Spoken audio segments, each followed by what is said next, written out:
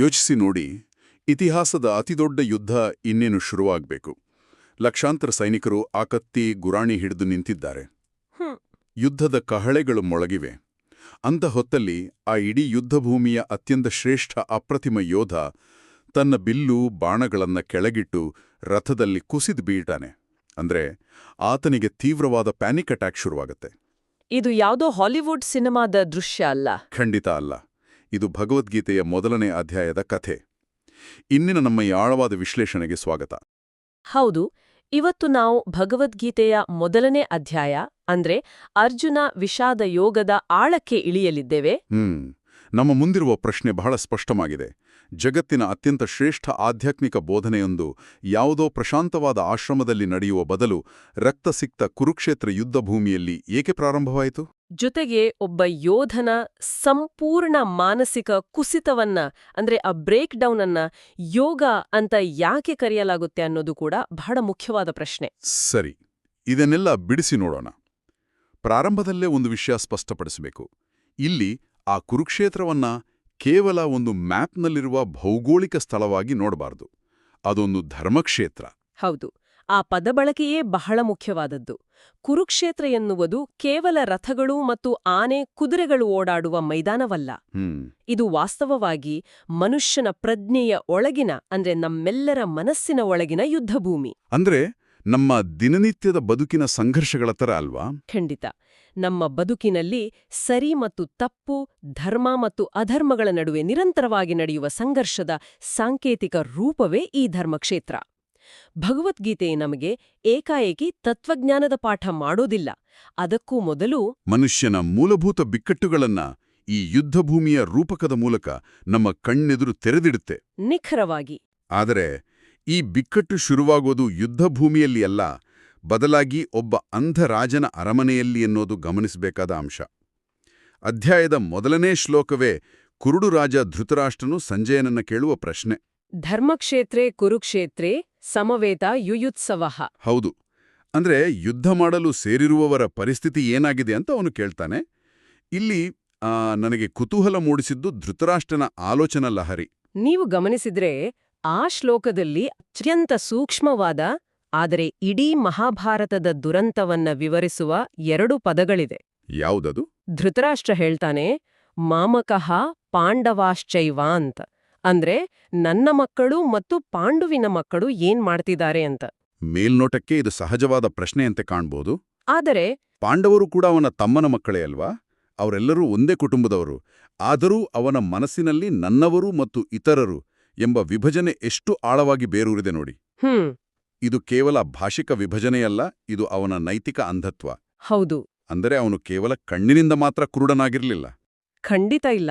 ಅವನು ತನ್ನವರ ಮೇಲಿನ ಮಿತಿಮೀರಿದ ವ್ಯಾಮೋಹದಿಂದಾಗಿ ಅಂದ್ರೆ ಆ ಅಟ್ಯಾಚ್ಮೆಂಟ್ನಿಂದಾಗಿ ಸರಿ ಮತ್ತು ತಪ್ಪುಗಳ ನಡುವಿನ ವ್ಯತ್ಯಾಸವನ್ನ ಕಾಣಲಾಗದಷ್ಟು ನೈತಿಕವಾಗಿ ಕುರುಡನಾಗಿದ್ದ.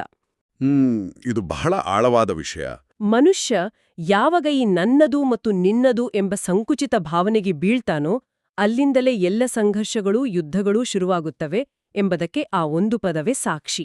ಇದು ಇಂದಿನ ಕಾರ್ಪೊರೇಟ್ ಜಗತ್ತಿಗೂ ಅಥವಾ ರಾಜಕೀಯಕ್ಕೂ ಎಷ್ಟು ಕರಾರವಾಗಿ ಅನ್ವಯವಾಗುತ್ತೆ ಅಲ್ವಾ?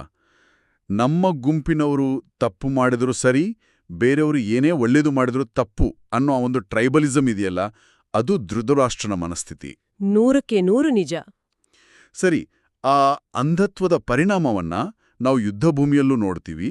2ನೇ ಶ್ಲೋಕದಲ್ಲಿ ಪಾಂಡವರ ಸೈನ್ಯದ ಆ ವ್ಯೂಹ ರಚನೆಯನ್ನ ನೋಡಿ ದುರ್ಯೋಧನನಿಗೆ ಒಳಗೊಳಗೆ ಆತಂಕ ಶುರುವಾಗುತ್ತೆ. ವಾಸ್ತವದಲ್ಲಿ ಕೌರವರ ಸೈನ್ಯ ಪಾಂಡವರ ಸೈನ್ಯಕ್ಕಿಂತ ಬಹಳ ದೊಡ್ಡದು. ಆದರೂ ದುರ್ಯೋಧನ ನೇರವಾಗಿ ತನ್ನ ಗುರು ದ್ರೋಣಾಚಾರ್ಯರ ಬಳಿ ಹೋಗಿ ಮಾತನಾಡಲು ಶುರು ಮಾಡ್ತಾನೆ.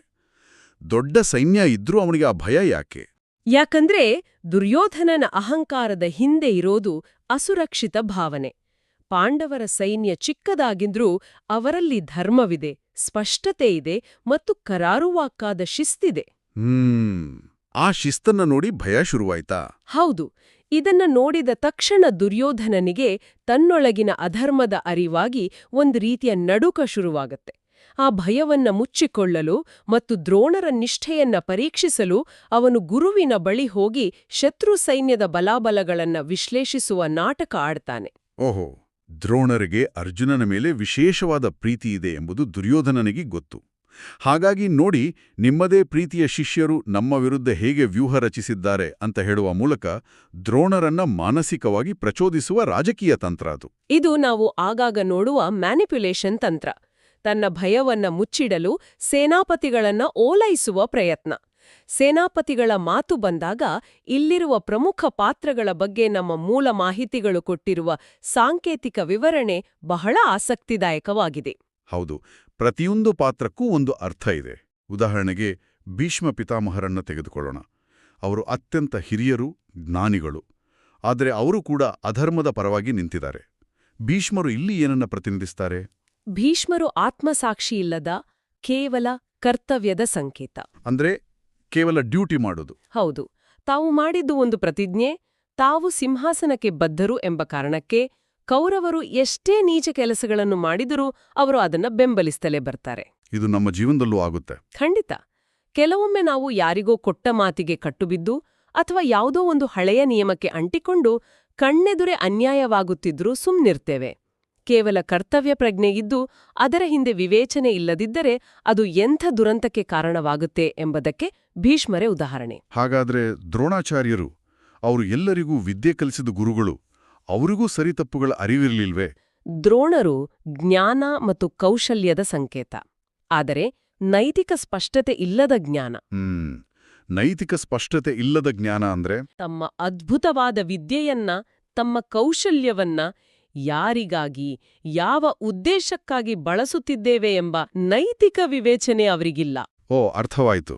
ದುರ್ಯೋಧನ ತನಗೆ ಅನ್ನ ಹಾಕುತ್ತಿದ್ದಾನೆ ಎಂಬ ಒಂದೇ ಕಾರಣಕ್ಕೆ ಅವರು ತಮ್ಮೆಲ್ಲ ಜ್ಞಾನವನ್ನ ಅಧರ್ಮದ ಸೇವೆಗೆ ಮೀಸಲಿಡ್ತಾರೆ.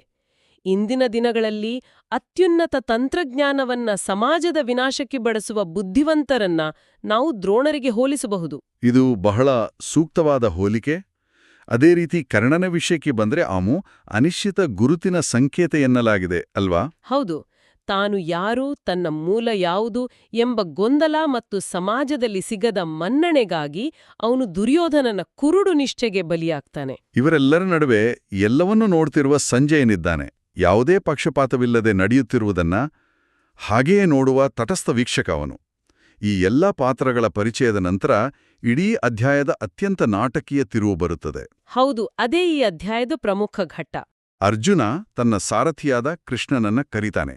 ಅಚ್ಯುತ, ನನ್ನ ರಥವನ್ನ ಈ ಎರಡು ಸೈನ್ಯಗಳ ಮಧ್ಯೆ ತೆಗೆದುಕೊಂಡು ಹೋಗಿ ನಿಲ್ಲಿಸುವಂತ ಕೇಳ್ತಾನೆ. ಅಚ್ಯುತ ಅಂದ್ರೆ ಎಂದೂ ತನ್ನ ಸ್ಥಾನದಿಂದ ಕಂಗೆಡದವನು.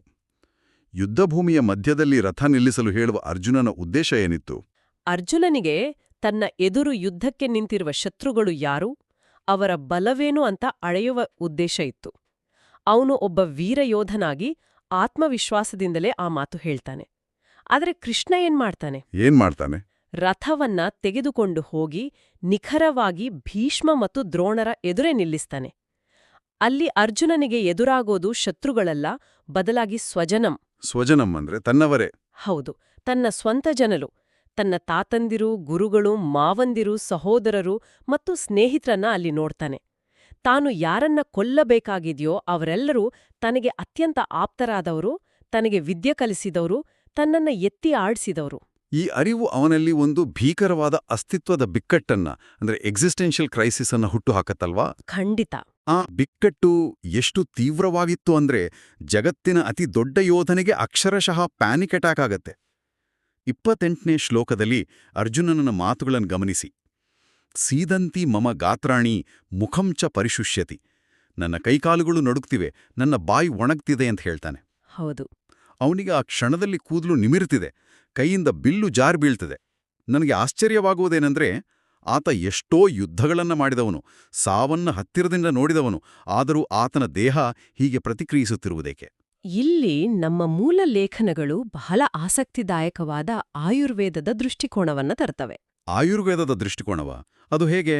ನೀವು ಇದನ್ನ ಸುಲಭವಾಗಿ ಅರ್ಥ ಮಾಡ್ಕೊಳ್ಬೇಕು ಅಂದ್ರೆ, ನಮ್ಮ ದೇಹ ಮತ್ತು ಮನಸ್ಸು ಬೇರೆ ಬೇರೆ ಅಲ್ಲ. ಮನಸ್ಸಿನಲ್ಲಿ ತೀವ್ರವಾದ ಬಿರುಗಾಳಿ ಎದ್ದಾಗ ದೇಹವೂ ಅದನ್ನ ತಡೆಕೊಳ್ಳಲಾಗದೆ ಮುರಿದು ಬೀಳುತ್ತೆ. ಆಯುರ್ವೇದದ ಪ್ರಕಾರ ದೇಹ ನಡುಗುವುದು, ಬಾಯಿ ಒಣಗುವುದು ಮತ್ತು ಕೂದಲು ನಿಮಿರುವುದು ಇವೆಲ್ಲವೂ ತೀವ್ರವಾದ ವಾತದೋಷದ ಪ್ರಕೋಪವನ್ನ ಸೂಚಿಸ್ತವೆ. ವಾತದೋಷ. ಹೌದು, ವಾತದೋಷವು ತೀವ್ರವಾದ ಭೀತಿ, ಅಸ್ಥಿರತೆ ಮತ್ತು ಗಾಬರಿಯನ್ನ ಪ್ರತಿನಿಧಿಸುತ್ತೆ. ಅರ್ಜುನನಿಗೆ ಇದು ಭೌತಿಕವಾದ ಭಯವಲ್ಲ, ತನ್ನ ಗುರುತೇನು, ತಾನು ಇಲ್ಲಿಯವರೆಗೆ ನಂಬಿದ್ದ ಮೌಲ್ಯಗಳೇನು ಎಂಬುದು ಒಡೆದು ಚೂರಾದಾಗ ಉಂಟಾಗುವ ಆಘಾತ ಅದು. ಅಂದ್ರೆ ಅವನ ಬೌದ್ಧಿಕ ಅರಿವು ಆ ಕ್ಷಣದಲ್ಲಿ ದೈಹಿಕ ಕುಸಿತವಾಗಿ ಬದಲಾಗತ್ತೆ ಅಂತ. ಹೌದು, 100% ನಿಜ. ನಮಗೂ ಕೂಡ ಜೀವನದಲ್ಲಿ ಅತಿದೊಡ್ಡ ಆಘಾತಗಳಾದಾಗ ಹೊಟ್ಟೆಯಲ್ಲಿ ಏನೋ ಆದಂತೆ ಅನಿಸುವುದು, ಕೈಕಾಲು ತಣ್ಣಗಾಗುವುದು ಎಲ್ಲವೂ ಇದೇ ವಾತದೋಷದ ಪ್ರಕೋಪ ಇರಬೇಕು. ಆ ಪ್ಯಾನಿಕ್ ಅಟ್ಯಾಕ್ನ ನಂತರ ಅರ್ಜುನ ತನ್ನ ತಾರ್ಕಿಕವಾದವನ್ನ ಶುರು ಮಾಡ್ತಾನೆ. ಅವನು ಕೃಷ್ಣನಿಗೆ ಹೇಳ್ತಾನೆ, ನನ್ಗೆ ಈ ವಿಜಯ ಬೇಡ. ಯಾರಿಗಾಗಿ ನಾನು ಈ ರಾಜಸುಖ ಭೋಗಗಳನ್ನ ಬಯಸುತ್ತಿದ್ದೇನೋ ಆ ನನ್ನ ಬಂಧುಗಳೇ ಪ್ರಾಣ ಬಿಡಲು ಇಲ್ಲಿ ನಿಂತಿರುವಾಗ ಈ ವಿಜಯದ ಉಪಯೋಗವಾದ್ರೂ ಏನು? ಅವನು ಎಷ್ಟರ ಮಟ್ಟಿಗೆ ಹೋಗ್ತಾನೆ ಅಂದ್ರೆ, ತಾವು ಯಾವುದೇ ಶಸ್ತ್ರ ಹಿಡಿಯದೆ ಸುಮ್ನೆ ನಿಂತು ಕೌರವರು ಬಂದು ತಮ್ಮನ್ನ ಕೊಂದ್ರೂ ಸರಿ, ಅದೇ ತನಗೆ ಕ್ಷೇಮ ಅಂತಾನೆ. ಮೇಲ್ನೋಟಕ್ಕೆ ನೋಡಿದ್ರೆ ಅರ್ಜುನನ ಈ ಮಾತುಗಳು ಎಷ್ಟೊಂದು ಉದಾತ್ತವಾಗಿ ಕಾಣುತ್ತವೆ ಅಲ್ವಾ? ನನಗೆ ರಕ್ತಪಾತ ಬೇಡ, ಶಾಂತಿ ಬೇಕು ಅನ್ನೋವನಿಗೆ ಇಂದಿನ ಕಾಲದಾದ್ರೆ ನಾವು ನೊಬೆಲ್ ಶಾಂತಿ ಪುರಸ್ಕಾರವನ್ನೇ ಕೊಟ್ಟು ಬಿಡ್ತಿದ್ವಿ. ಹೌದು, ಮೇಲ್ನೋಟಕ್ಕೆ ಇದು ಅತ್ಯಂತ ಉದಾತ್ತವಾದ ಅಹಿಂಸೆಯ ತತ್ವದಂತೆ ಕಾಣುತ್ತೆ. ಆದರೆ ಇಲ್ಲಿಯೇ ನಾವು ಶಂಕರಾಚಾರ್ಯರ ಆಳವಾದ ವಿಶ್ಲೇಷಣೆಯನ್ನ ಗಮನಿಸಬೇಕು.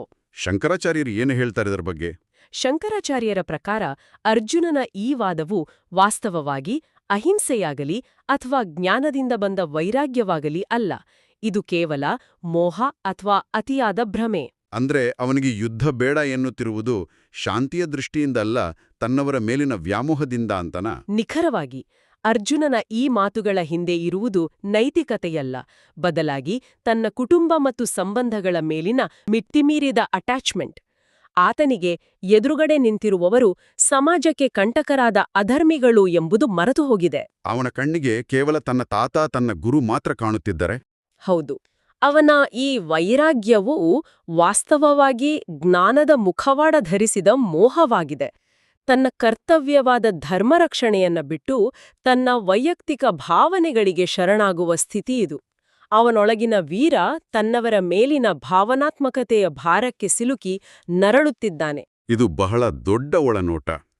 ನಾವು ಎಷ್ಟೋ ಬಾರಿ ನಮ್ಮ ಹೇಡಿತನವನ್ನ ಅಥವಾ ನಮ್ಮ ಕರ್ತವ್ಯ ಲೋಪವನ್ನ ತ್ಯಾಗ ಅಥವಾ ಶಾಂತಿ ಎಂಬ ಮುಖವಾಡದ ಹಿಂದೆ ಬಚ್ಚಿಡ್ತೇವೆ. ಹೌದು, ನಮ್ಮ ನಿಜವಾದ ಉದ್ದೇಶ ಬೇರೆದೇ ಇರುತ್ತೆ. ಈ ಮಾನಸಿಕ ಸೆಳೆತದ ಪರಾಕಾಷ್ಠೆ 1ನೇ ಅಧ್ಯಾಯದ ಕೊನೆಯ ಶ್ಲೋಕದಲ್ಲಿ ಬರ್ತದೆ. ಅತ್ಯಂತ ಶ್ರೇಷ್ಠ ಭಿಲ್ಗಾರ ತನ್ನ ಪ್ರಸಿದ್ಧ ಗಾಂಡೀವವನ್ನ ಕೆಳಗಿಡ್ತಾನೆ. ಅವನ ಮನಸ್ಸು ಶೋಕದಿಂದ ಆವೃತವಾಗಿದೆ ಎಂಬುದನ್ನ ಶೋಕ ಸಂವಿಘ್ನ ಮಾನಸ ಎಂಬ ಪದಗುಣ ವಿವರಿಸ್ತವೆ. ಅವನು ರಥದಲ್ಲಿ ಹಾಗೇ ಕುಸಿದು ಬೀಳ್ತಾನೆ. ಇದು ಹೇಗಿದೆ ಅಂದರೆ, ಬಹಳ ಕಷ್ಟದ ಪ್ರಾಜೆಕ್ಟ್ ಒಂದರ ಮಧ್ಯದಲ್ಲಿ ಲ್ಯಾಪ್ಟಾಪ್ ಮುಚ್ಚಿಟ್ಟು ನನ್ನಿಂದ ಇದು ಸಾಧ್ಯವಿಲ್ಲ ಅಂತ ತಲೆ ಮೇಲೆ ಕೈಯೆತ್ತು ಕೂರುವ ಹಾಗೆ. ಹೌದು, ಅವನೊಳಗಿನ ಅಹಂಕಾರ, ತಾನೊಬ್ಬ ಅಜೇಯ ಯೋಧಮೆಂಬ ಹೆಮ್ಮೆ ಎಲ್ಲವೂ ಆ ಕ್ಷಣದಲ್ಲಿ ಸಂಪೂರ್ಣವಾಗಿ ಕರಗಿ ಹೋಗುತ್ತೆ. ಆತ ಸಂಪೂರ್ಣ ಶೂನ್ಯನಾಗ್ತಾನೆ. ವಾಸ್ತವವಾಗಿ ಇದೇ ಕೃಷ್ಣನ ಮುಂದಿನ ಬೋಧನೆಗೆ ಸೂಕ್ತ ವೇದಿಕೆಯನ್ನ ಸಿದ್ಧಪಡಿಸುತ್ತೆ. ಇಲ್ಲಿಯೇ ನಮಗೆ ಈ ಮೂಲಗಳ ಅತ್ಯಂತ ಪ್ರಮುಖ ಭಾಗ ಎದುರಾಗುವುದು. ಇವೆಲ್ಲದರ ಅರ್ಥವೇನು? 5000 ವರ್ಷಗಳ ಹಿಂದಿನ ಈ ಯುದ್ಧಭೂಮಿಯ ಕಥೆ, ರಥ, ಬಿಲ್ಲು, ಬಾಣಗಳ ಕಥೆ ಇಂದಿನ ನಮ್ಮ ಆಧುನಿಕ ಬದುಕಿಗೆ ಹೇಗೆ ಅನ್ವಯವಾಗುತ್ತದೆ? ಈ ಅಧ್ಯಾಯ ಕೇವಲ ಪೌರಾಣಿಕ ಕಥೆಯೇ ಅಥವಾ ನಮ್ಮ ಇಂದಿನ ಸಮಸ್ಯೆಗಳಿಗೂ ಇದರಲ್ಲಿ ಉತ್ತರವಿದೆಯಾ? ಇದನ್ನ ನಾವು ಇಂದಿನ ವಿಶಾಲ ದೃಷ್ಟಿಕೋನಕ್ಕೆ ಜೋಡಿಸಿ ನೋಡಿದಾಗ ಅರ್ಜುನನ ಈ ಬಿಕ್ಕಟ್ಟು ಪ್ರತಿಯೊಬ್ಬ ಮನುಷ್ಯನೂ ತನ್ನ ಜೀವಿತಾವಧಿಯಲ್ಲಿ ಎಂದಾದರೊಮ್ಮೆ ಎದುರಿಸಲೇಬೇಕಾದ ಸಂಘರ್ಷಗಳ ಕನ್ನಡಿಯಾಗಿದೆ ಅಂತ ಸ್ಪಷ್ಟವಾಗುತ್ತೆ. ಕುರುಕ್ಷೇತ್ರ ಎಲ್ಲೋ ಹರಿಯಾಣದಲ್ಲಿ ಮಾತ್ರವಿಲ್ಲ, ಅದು ನಮ್ಮ ಆಫೀಸುಗಳಲ್ಲಿ, ನಮ್ಮ ಮನೆಗಳಲ್ಲಿ, ನಮ್ಮ ಸಂಬಂಧಗಳಲ್ಲೇ ಇದೆ. ಅಂದ್ರೆ ನಮ್ಮ ದಿನನಿತ್ಯದ ನಿರ್ಧಾರಗಳಲ್ಲಿ? ಹೌದು. ಉದಾಹರಣೆಗೆ, ವೃತ್ತಿಪರ ನೈತಿಕ ಸಂದಿಗ್ಧತೆಗಳನ್ನ ತೆಗೆದುಕೊಳ್ಳಿ. ಕೇವಲ ಒಂದು ನಿರ್ಧಾರದಿಂದ ಸಾವಿರಾರು ಜನರ ಬದುಕು ಬದಲಾಗುವ ಸಂದರ್ಭ. ನಮ್ಮ ಟಿಪ್ಪಣಿಗಳಲ್ಲಿರುವ ವಿಸಲ್ ಬ್ಲೋವರ್ ಉದಾಹರಣೆ ನನಗಿಲ್ಲಿ ಬಹಳ ಸೂಕ್ತ ಅನಿಸ್ತೆ. ಕಲ್ಪಿಸಿಕೊಳ್ಳಿ, ನಾವೊಂದು ದೊಡ್ಡ ಫಾರ್ಮಾ ಕಂಪನಿಯಲ್ಲಿ ಕೆಲಸ ಮಾಡ್ತಿದ್ವಿ. ಆ ಕಂಪನಿಯು ಮಾರುಕಟ್ಟೆಗೆ ಬಿಡುತ್ತಿರುವ ಯಾವುದೋ ಔಷಧದಿಂದ ಜನರ ಪ್ರಾಣಕ್ಕೆ ಅಪಾಯವಿದೆ ಎಂಬ ಸತ್ಯ ನಮಗೆ ತಿಳಿಯುತ್ತೆ.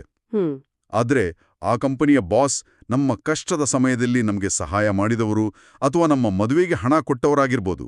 ಈಗ ನಾವು ಸತ್ಯವನ್ನ ಹೊರಹಾಕಿದ್ರೆ ನಮ್ಮ ಕೆಲಸ ಹೋಗುತ್ತೆ, ನಮಗೆ ಸಹಾಯ ಮಾಡಿದ ಬಾಸ್ ಜೈಲಿಗೆ ಹೋಗ್ತಾರೆ. ಆದರೆ ಸುಮ್ಮನಿದ್ರೆ ಲಕ್ಷಾಂತರ ಜನರಿಗೆ ಅನ್ಯಾಯವಾಗುತ್ತೆ. ಇಲ್ಲಿ ನಮ್ಮ ವೈಯಕ್ತಿಕ ಭಾವನೆ ಮುಖ್ಯವೋ ಅಥವಾ ಸಮಾಜದ ಒಳಿತಿಗಾಗಿ ಧರ್ಮ ಮುಖ್ಯವೋ? ಅದ್ಭುತವಾದ ಉದಾಹರಣೆ. ಆ ವಿಸ್ಬ್ಲೋವರ್ ಎದುರಿಸುವ ಮಾನಸಿಕ ತುಮುಲವೇ ಅರ್ಜುನನ ಕುರುಕ್ಷೇತ್ರ. ಅದೇ ರೀತಿ ಆರ್ಥಿಕವಾಗಿ ಮುಳುಗುತ್ತಿರುವ ಒಂದು ಕಂಪನಿಯನ್ನ ಉಳಿಸಲು ತನ್ನ ಜೊತೆಯೇ ದುಡಿದ ಅತ್ಯಂತ ನಿಷ್ಠಾವಂತ ಉದ್ಯೋಗಿಗಳನ್ನ ಕೆಲಸದಿಂದ ತೆಗೆದುಹಾಕಬೇಕಾದ ಒಬ್ಬ ಮ್ಯಾನೇಜರ್ನ ಪರಿಸ್ಥಿತಿ. ಅದು ಕೂಡ ತುಂಬಾ ಕಷ್ಟದ ನಿರ್ಧಾರ. ಹೌದು. ಆತನಿಗೆ ವೈಯಕ್ತಿಕವಾಗಿ ಆ ಉದ್ಯೋಗಿಗಳ ಬಗ್ಗೆ ಅಪಾರ ಪ್ರೀತಿ ಇರಬಹುದು, ಆದರೆ ಸಂಸ್ಥೆಯ ಉಳುವಿಗೆ ಆ ಕಠಿಣ ನಿರ್ಧಾರ ಅನಿವಾರ್ಯ. ಇಂಥ ಸಂದರ್ಭಗಳಲ್ಲಿ ಕೇವಲ ಭಾವನಾತ್ಮಕ ತೀರ್ಮಾನಗಳು ಕೆಲಸ ಮಾಡೋದಿಲ್ಲ. ಅಲ್ಲಿ ಕೇವಲ ಸೆಂಟಿಮೆಂಟ್ಸ್ ಅಲ್ಲ, ಬದಲಾಗಿ ಧರ್ಮದ ಅಂದ್ರೆ ಸರಿಯಾದದ್ದನ್ನ ಮಾಡುವ ವಿಶಾಲ ಚೌಕಟ್ಟು ಅಗತ್ಯವಿರುತ್ತೆ. ವೃತ್ತಿಜೀವನ ಮಾತ್ರವಲ್ಲ, ಕೌಟುಂಬಿಕ ಸಂಘರ್ಷಗಳಲ್ಲೂ ನಾವು ಇಂಥದ್ದೇ ಕುರುಕ್ಷೇತ್ರವನ್ನ ಎದುರಿಸ್ತೀವಿ. ಆಸ್ತಿ ವಿವಾದಗಳಿರ್ಬೋದು ಅಥವಾ ವಿಚ್ಛೇದನದಂತಹ ಕಠಿಣ ಪ್ರಸಂಗಗಳಿರ್ಬೋದು. ಅಲ್ಲಿ ನಮ್ಮ ಎದುರಾಳಿಗಳು ಬೇರೆ ಯಾರೋ ಪರಿಚಯವಿಲ್ಲದ ಶತ್ರುಗಳಾಗಿರೋದಿಲ್ಲ. ನಮ್ಮವರೇ ಆದ ಅಣ್ಣ, ತಮ್ಮ, ಹೆಂಡತಿ, ಗಂಡ ಅಥವಾ ಪೋಷಕರೇ ಆಗಿರ್ತಾರೆ. ಹೌದು. ಅವರು ಎಷ್ಟೇ ಅನ್ಯಾಯ ಮಾಡಿದ್ರೂ ನಮ್ಮೋರೇ ಅಲ್ವಾ, ಬಿಟ್ಬಿಡೋಣ ಅನ್ಸುವ ಆ ಮೋಹ ನಮ್ಮನ್ನ ಕಾಡುತ್ತಲ್ವಾ? ಖಂಡಿತ.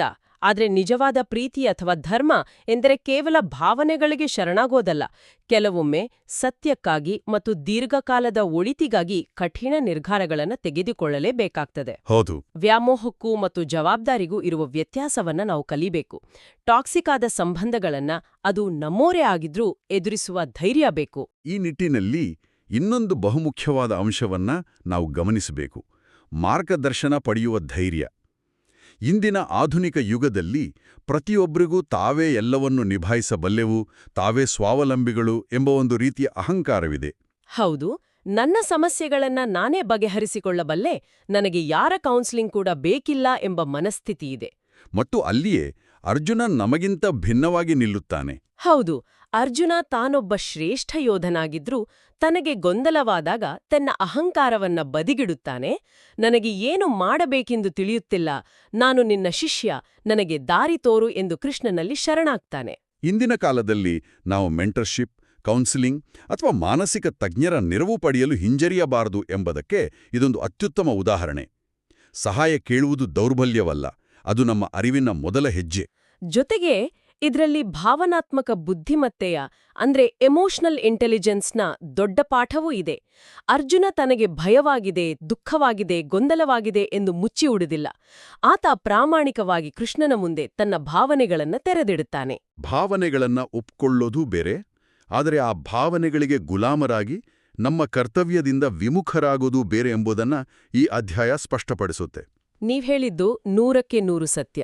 ನಾವು ಆರಂಭದಲ್ಲಿ ಒಂದು ಪ್ರಶ್ನೆ ಕೇಳಿದ್ದೆವು, ನೆನ್ಪಿದ್ಯಾ? ಒಬ್ಬನ ಮಾನಸಿಕ ಕುಸಿತವನ್ನ ಯೋಗ ಎಂದು ಏಕೆ ಕರೆಯಲಾಗುತ್ತದೆ ಎಂದು. ಹೌದು. ಅರ್ಜುನನ್ ವಿಷಾದ ಯೋಗ ಅಂತ ಯಾಕೆ ಕರೀತಾರೆ ಅಂತ. 1ನೇ ಅಧ್ಯಾಯದ ಹೆಸರೇ ಅರ್ಜುನ ವಿಷಾದ ಯೋಗ. ವಿಷಾದ ಅಂದ್ರೆ ತೀವ್ರವಾದ ದುಃಖ, ಯೋಗ ಅಂದ್ರೆ ಜೋಡಣೆ ಅಥವಾ ಒಂದು ಕೂಡುವಿಕೆ. ಓಹೋ. ಅರ್ಜುನನ ಈ ವಿಷಾದವೇ ಅವನನ್ನ ಉನ್ನತವಾದ ಜ್ಞಾನದೊಂದಿಗೆ ಭಗವಂತನೊಂದಿಗೆ ಬೆಸೆಯುವ ಯೋಗವಾಯಿತು. 1ನೇ ಅಧ್ಯಾಯ ನಮಗೆ ಯಾವುದೇ ಸಿದ್ಧ ಉತ್ತರಗಳನ್ನ ನೀಡೋದಿಲ್ಲ, ಬದಲಾಗಿ ಅದು ನಮ್ಮನ್ನ ಸರಿಯಾದ ಪ್ರಶ್ನೆಗಳನ್ನ ಕೇಳುವಂತೆ ಮಾಡುತ್ತೆ. ಅಂದ್ರೆ ಆ ಅಹಂಕಾರ ಒಡೆದೋದಾಗ ಮಾತ್ರ? ಹೌದು. ಮನುಷ್ಯನ ಅಹಂಕಾರ, ಅವನ ತಪ್ಪು ನಂಬಿಕೆಗಳೆಲ್ಲವೂ ಸಂಪೂರ್ಣವಾಗಿ ಒಡೆದು ಹೋದಾಗ, ಅವನು ಶೂನ್ಯನಾದಾಗ ಮಾತ್ರ ಅವನೊಳಗೆ ಹೊಸ ಜ್ಞಾನವನ್ನ ಸ್ವೀಕರಿಸುವ ಜಾಗ ಸೃಷ್ಟಿಯಾಗುತ್ತದೆ. ಪ್ರಪಂಚದ ಅನೇಕ ಆಧ್ಯಾತ್ಮಿಕ ಸಂಪ್ರದಾಯಗಳಲ್ಲಿ ಇದನ್ನೇ ಡಾರ್ಕ್ ನೈಟ್ ಆಫ್ ದಿ ಸೋಲ್, ಅಂದರೆ ಆತ್ಮದ ಅತ್ಯಂತ ಕತ್ತಲೆಯ ರಾತ್ರಿ ಎಂದು ಕರೆಯಲಾಗುತ್ತದೆ. ಸಾಂಖ್ಯಯೋಗ ಮತ್ತು ಕರ್ಮಯೋಗದಂತಹ ಶ್ರೇಷ್ಠ ತತ್ವಗಳನ್ನ ಅರ್ಜುನ ಸ್ವೀಕರಿಸಬೇಕಾದರೆ ಅವನ ಈ ಮೊದಲ ಅಧ್ಯಾಯದ ಸಂಪೂರ್ಣ ಮಾನಸಿಕ ಕುಸಿತ ಅನಿವಾರ್ಯವಾಗಿತ್ತು. ಆ ಶೂನ್ಯತೆಯಿಂದಲೇ ಹೊಸ ಸೃಷ್ಟಿ ಸಾಧ್ಯವಾಯಿತು ಎನ್ನಬಹುದು. ಈ ಇಡೀ ವಿಶ್ಲೇಷಣೆಯನ್ನ ಗಮನಿಸಿದಾಗ ಒಂದು ಪ್ರಬಲವಾದ ಆಲೋಚನೆ ನನ್ನನ್ನ ಕಾಡುತ್ತಿದೆ. ಬಹುಶಃ ಇದು ನಮ್ಮೆಲ್ಲರನ್ನೂ ಕಾಡಬೇಕಾದ ಆಲೋಚನೆ. ಖಂಡಿತ, ಹೇಳಿ. ಅರ್ಜುನನ ಈ ತೀವ್ರವಾದ ಹತಾಶೆ, ಪ್ಯಾನಿಕ್ ಅಟ್ಯಾಕ್ ಮತ್ತು ಗೊಂದಲವೇ ಭಗವದ್ಗೀತೆಯಂತಹ ಶ್ರೇಷ್ಠ ಜ್ಞಾನದ ಬಾಗಿಲನ್ನ ತೆರೆಯಲು ಕಾರಣವಾಯಿತು ಎಂದಾದರೆ, ಮನುಷ್ಯನ ಜೀವನದಲ್ಲಿ ಎದುರಾಗುವ ಅತ್ಯಂತ ಕತ್ತಲೆಯ ಕ್ಷಣಗಳು, ಗೊಂದಲಗಳು ಮತ್ತು ಮಾನಸಿಕ ಕುಸಿತಗಳು ವಾಸ್ತವದಲ್ಲಿ ನಮ್ಮ ಭವಿಷ್ಯದ ಅತಿದೊಡ್ಡ ಯಶಸ್ಸಿಗೆ ಅಥವಾ ಜ್ಞಾನೋದಯಕ್ಕೆ ಪ್ರಕೃತಿ ಸಿದ್ಧಪಡಿಸುತ್ತಿರುವ ವೇದಿಕೆಯಾಗಿರಬಹುದೇ? ಇದು ನಿಜಕ್ಕೂ ಆಳವಾದ ಚಿಂತನೆ. ಮನುಷ್ಯ ಸಂಪೂರ್ಣವಾಗಿ ಮುರಿದು ಬೀಳುವ ಆ ಕ್ಷಣವೇ ಅವನು ಹೊಸದಾಗಿ ಇನ್ನಷ್ಟು ಬಲಿಷ್ಠನಾಗಿ ರೂಪುಗೊಳ್ಳುವ ಆರಂಭದ ಬಿಂದುವಾಗಿರಬಹುದೇ ಅಂತ. ನಮ್ಮ ಬದುಕಿನ ಕುರುಕ್ಷೇತ್ರದಲ್ಲಿ ನಾವೆದುರಿಸುವ ಪ್ರತಿ ಸೋಲು, ಪ್ರತಿ ಗೊಂದಲವೂ ನಮಗೊಂದು ಹೊಸ ಪಾಠವನ್ನು ಕಲಿಸಲು ಕಾಯುತ್ತಿರುವ ಕೃಷ್ಣನಂತೆ ಇರಬಹುದು. ಈ ಆಳವಾದ ವಿಶ್ಲೇಷಣೆ, ಜ್ಞಾನದ ಈ ಅನ್ವೇಷಣೆ ಪ್ರತಿಯೊಬ್ಬರಿಗೂ ಕುರುಕ್ಷೇತ್ರವನ್ನ ಮತ್ತು ನಮ್ಮದೇ ಮನಸ್ಸನ್ನ ಹೊಸ ದೃಷ್ಟಿಕೋನದಲ್ಲಿ ನೋಡಲು ಸಹಾಯ ಮಾಡಿದೆ ಎಂದು ಭಾವಿಸ್ತೇವೆ. ಇಲ್ಲಿಯವರೆಗೂ ಈ ಚರ್ಚೆಯಲ್ಲಿ ಪಾಲ್ಗೊಂಡಿದ್ದಕ್ಕಾಗಿ ಧನ್ಯವಾದಗಳು. ದೈನಂದಿನ ಬದುಕಿನ ಯುದ್ಧಭೂಮಿಯಲ್ಲಿ ನಮ್ಮೆಲ್ಲರಿಗೂ ಸ್ಪಷ್ಟತೆ ಸಿಗಲಿ. ನಮಸ್ಕಾರ.